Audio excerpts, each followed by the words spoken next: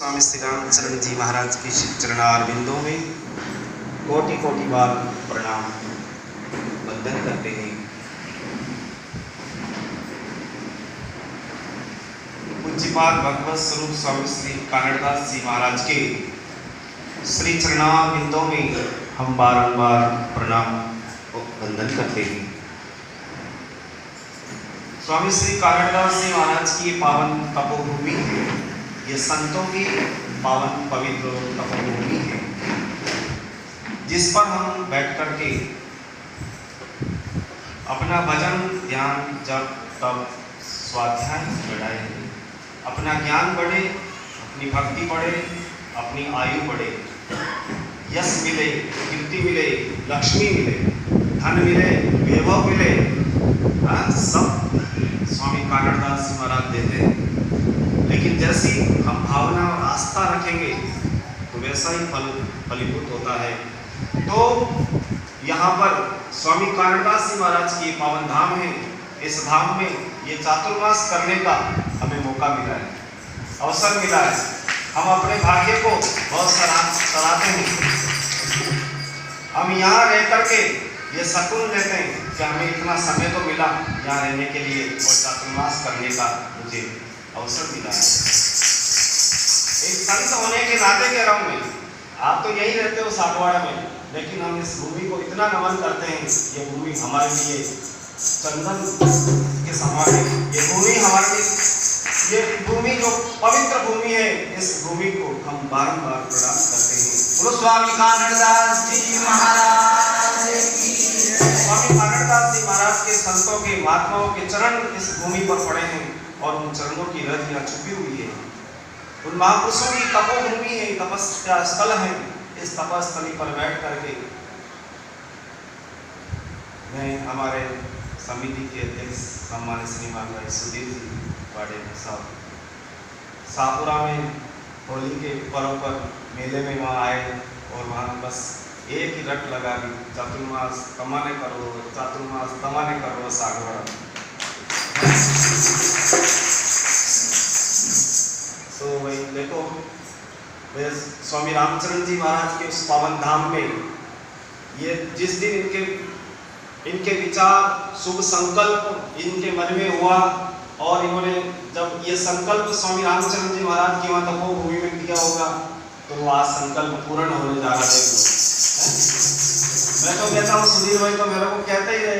मैंने कहा तो वो तो उसी दिन नक्की हो गया था, आपके मुंह से जो निकल गया था ना, उसी दिन नक्की हो गया था। उस घड़ी, उस पल, उस क्षण, उस मिनट, उस दिन जो था वो क्या मालूम अमृत की वेला थी, अच्छा समय था, आपके मुंह से निकलना हुआ और मेरे हृदय में इसको बात बैठ गई।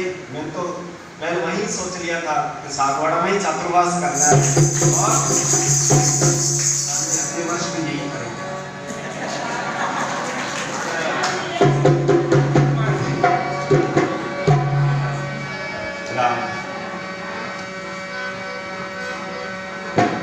बिनु हरि कृपा मिले नहीं संता, अब मोए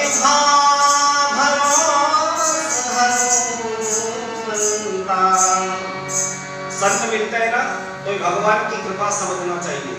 सत्संग मिलती है ना तो भगवान की कृपा समझना चाहिए। और परिवार में सुख और शांति है, सब कुछ आनंद है, भगवत कृपा है तो समझो ये परमात्मा की कृपा का फल है। हमारे घर में सुख और शांति, प्रसन्नता होनी चाहिए। अपन जिस परिवार में रहते हैं इस परमेश्वर परिवार में सुख और शांति का अनुभव होना चाहिए। आइएगा, चातुर्मास ये सत्संग चल रहा है, अविरल धारा से ये चातुर्मास शिव चरित्र, कल भगवान शिव जी के विवाह का पावन प्रसंग, शिव चरित्र को वहीं विराम दिया है। ये शिव जी का विवाह बड़े धूमधाम से हिमाचल के वहाँ हो रहा है। तो अब हमारे लाला आने वाले हैं ना, इसलिए अब शिव चरित्र को विराम देंगे, कृष्ण चरित्र गाएंगे। हाँ, तभी आनंद आएगा। श्रीमद् भागवत का 10वां स्कंद भगवान श्री कृष्ण की पावन लीलाओं का गुणगान गाएंगे। लाला आएंगे ना तो उनकी लीलाओं का गुणगान हमें गाना है। तो भगवान के प्राकट्य का ये जन्माष्टमी का महोत्सव, ये जन्माष्टमी तिथि नाम तिथि अष्टमी है, पक्ष नाम पक्षे, भाद्र पक्षे भगवान का ये भाद्र महीना है। देखो भगवान शिव जी की भक्ति श्रावण महीने में होती है और शिव जी कृपा करते हैं तो भगवान कृष्ण के प्राकट्य का हमें आनंद का लाभ मिलता है। ये श्रावण के पश्चात ही भाद्रवा आता है ना, है ना, भाद्र महीना आता है, तो इस पक्ष में भगवान का पदार्पण होता है। ये मास पवित्र महीना है। इस पवित्र मास में भगवान योगेंद्र भगवान श्री कृष्ण का प्राकट्य महोत्सव आप और हम सभी मनाएंगे।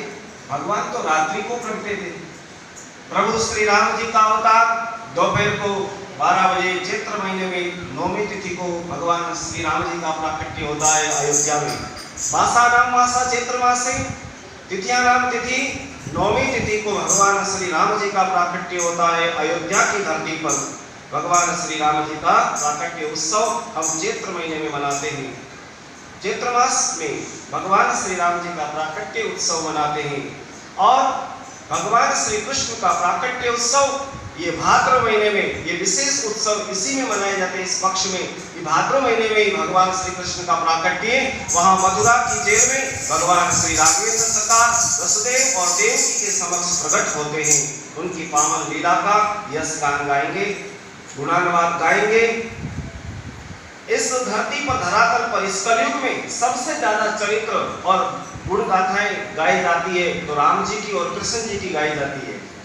देख लो आप, जिधर देखो उधर भागवत कथाएं, राम कथाएं, कृष्ण कथाएं हैं, यही चलती है। कलयुग में, कलयुग नामे भगवत नाम संकीर्तन, परमात्मा कलयुग केवल नाम आधारा और सुमिर सुमिर नर उतरे पारा हो। जपि जपि हो